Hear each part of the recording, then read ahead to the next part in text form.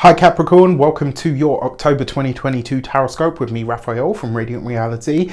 It's an absolute pleasure to have you. Thank you so much for being here. Thank you so much for joining me. These readings are for your sun, moon and ascendant signs. So whether you're a sun, moon or rising sign Cappy, this is for you. And I always advise that you watch all three to get a clearer, more complete picture of how they're going to speak to you, especially these monthly ones, because when I'm talking about the astrology of the lunations, the new moon and the full moon, I'm always talking about this from the astrological perspective, and that is mostly, so you want to always be looking at your ascendant and obviously to a lesser degree your sun and the moon, but they're still relevant.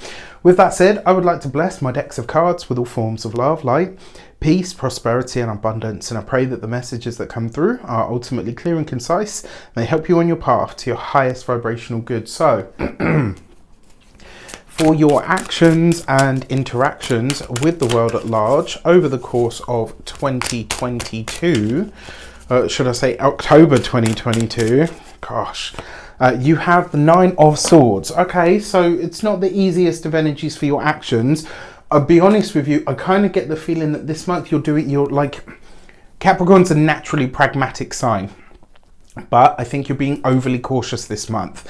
This is something to watch out for when expansion and growth want to happen for you or opportunities show up for you.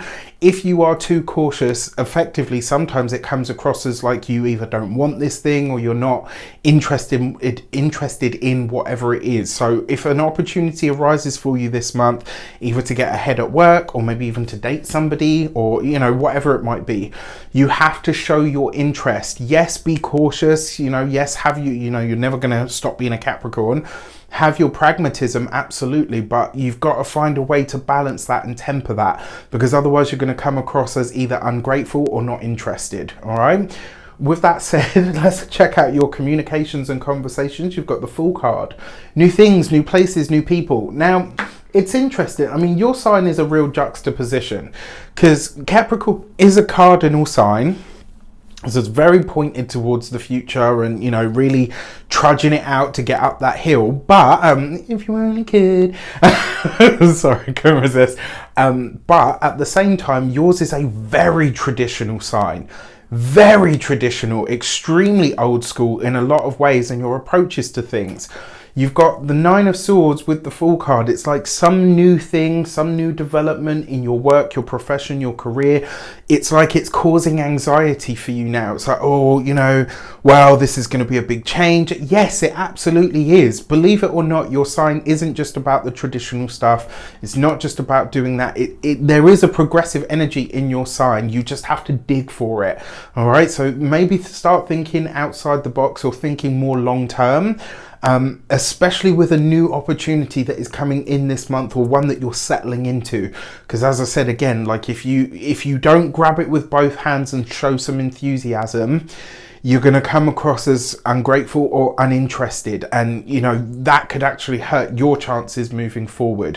When it comes to your communications and conversations, you do have the Fool card, so there's going to be all kinds of new information, new learning. There's going to be new kinds of potentially as well for a lot of you, there's going to be a lot of new things coming up or new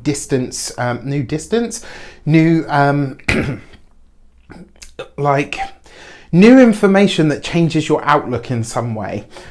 For your heart and half sector, you've got the Ten of Swords. Okay, so it's not the easiest of energies. You do have this right next to the right next to the Fool card, which means this could be some challenging news that comes in through or via the family, and it could come really quickly. It is the Ten of Swords, so this does suggest as well for potentially for some of you. I mean, look, so you've got the Nine and the Ten of Swords, right? This could potentially be a bust up that happens either. I'm so sorry. There's the Capri yawn. You haven't had it for quite a while, so right. This could be a bust up or an argument that comes through the family. It could be for some of you, a select few, maybe you're having a bit of an argument or a challenge with the significant other. There is something here though, because it's the Ten of Swords. Remember, this is a card of completions and endings. And with the Ten of Swords, there's no room for interpretation. It's not something that might come to an end. This is a definite, like this is coming to a close or coming to an end.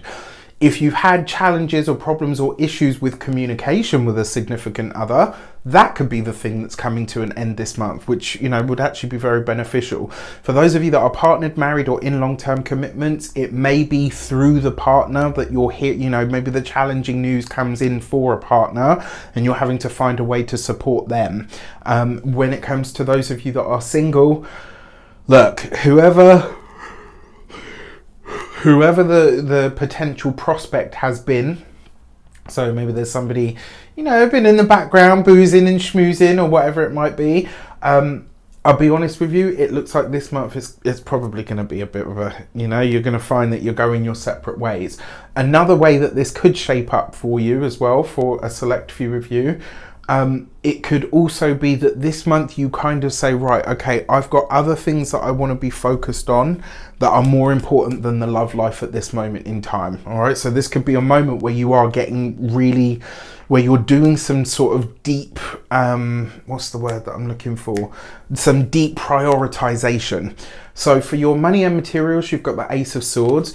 This is a new opportunity, and I kind of feel like this is what's causing the anxiety. It's like, yeah, you know, this new thing is coming in, but it's like, what's expected of me? What do I have to do? How am I going to have to show up? What is going to be, do you know what I mean? Like, important here. That it seems to be that it's causing a lot of concerns, because there's a lot of questions that you have.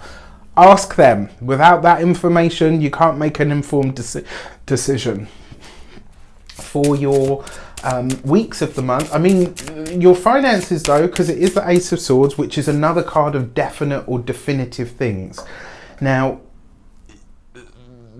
when the Death card shows up with these two, it's one of the few combinations that actually means real, you know, physical, real world death.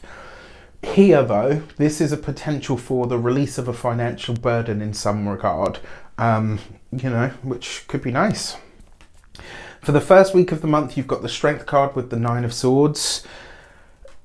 When is, you know, when is a blessing not a blessing? When we get what we want and then we realise that maybe we were unqualified to have it all that time. The reason I say that is because, and this isn't to say that you're unqualified to have your goals and your hopes and your dreams met. What I'm saying is so let's say, as an example, you've been saying, right, you know what, I want to be a manager, and all this time, all you've been saying is, I want to be a manager. You haven't actually strengthened any of the skills that you needed in order to make that happen.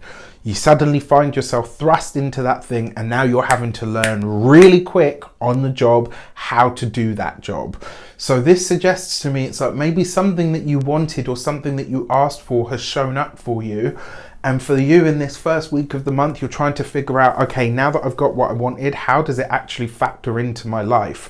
If you're watching this before we get to that first week of October, I don't know why I keep saying August, use this time, the time between now and then, which isn't a lot. I know I've been very late with these this month, just because there's a lot going on behind the scenes. But yeah, I would use the time that's left of this month to make something happen. All right, for your second week of the month, you have the World card right underneath the Fool. This is a full circle moment. Something that you wanted, something that you hoped for, something that you wished for, that you prayed for, has now shown up for you, and you are really having to, it's like there's a whole readjustment here. But this is a card of promotions, pay rises. This is where you elevate a level in some way, shape or form. So I absolutely love this for you, because there is real movement, there is, you know, real advancement, and of the life enhancing kind. For your third week of the month, you've got the Temperance card underneath the Ten of Swords. So here in this third week of the month, as we come into Scorpio season, I really want you to consider here, sorry, I've got something itching on my chin. For this third week of the month, I really want you to consider where maybe, because this third week of the month, you are cutting out the drama. But in order to do that, you're going to have to make a stand with something that may potentially see some ruffled feathers. You know, I mean, Capricorn is not worried about ruffling anybody's feathers. That much I've learned over my lifetime of knowing you guys. However, it does suggest that there could be a bit of a bust up or some kind of family drama that's going on here. And it's funny because that's the feeling that I get from it. It's more about the familial ties, which your heart and half can speak to, than the relationship or the love sector. There's something going on with the family this month in that third week of the month, and it's like you're not here for it. It's like I'm not even getting into it. This has nothing to do with me, or maybe I'm choosing to have nothing to do with it. For your fourth week of the month, you've got the Emperor card with the Ace of Swords. This is you striking a deal with a boss, a superior, maybe the company that you work for. I love it because it means that financially there are moves being made here, especially in that fourth week of the month where things really start to develop for you. And I think for a lot of you, this is going to be the month where you really do have a firm glimpse on the future in some way. For your it could be as well for some of you, it looks like this month you're making something official. For your new moon message, so your new moon solar eclipse on the 25th of October for you is happening in the 11th house. This is all to do with your higher goals, aspirations, wishes and dreams, and it's an eclipse. Remember, these energies, they tend to unpack over 3 to 6 months, sometimes 6 to 12, depending on how powerfully it's hitting your chart. This is a big deal because it's a fresh start, a new beginning in that space. Now, remember as well, the beauty of this energy with, excuse me, with the 11th house, what you tend to see is a lot of not only higher goals, wishes and aspirations, but the people that can facilitate that for you tend to show up. So this is where you're getting benefactors, where people are stepping in to say, yes, you know what, I want to help you. This is all about your future. And as if that wasn't enough, look at this, right? For this, you've got the gate 30 and holding.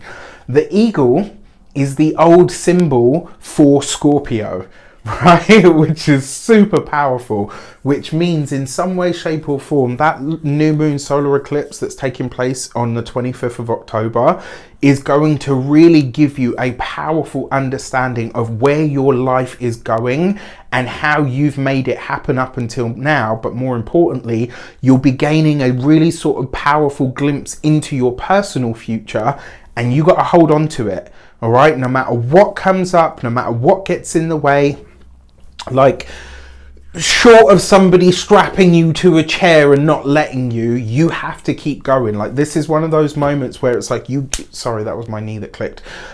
You have to get stuck in and you have to go for it. Now, the full moon that's taking place on October the 9th, this is happening in your house of home, family, property, real estate. It's also your deep foundational emotional makeup. There's something going on in the family this month, and that full moon in Aries is going to highlight what it is for you. So this could be a bit of an intense moment, but it could also be really nice. I mean, I had a look at this Aries full moon, and I have to say it's not a bad one. But remember where this is happening for you, and with the cards and the predictions that they're making, this could be a somewhat dramatic energy around home and family. For the full moon, you have the gate 28 and possible. This full moon in that fourth house is really going to reveal to you what is possible when it comes to the family, when it comes to, you know, where you live as well. For some of you, this might also put a spotlight on your home, on a move or on a change of location in some regard. There's a lot of potential changes that are going to be wrought for a lot of you here as a result of this full moon as well. With these tend to be sort of more 2 to 4 week energies, whereas the eclipses, much larger cycle. With that said, I wish you an abundance of all of that good stuff. Have a fantastic month. Let me know in the comments how it shapes up. Take care, and I'll see you soon.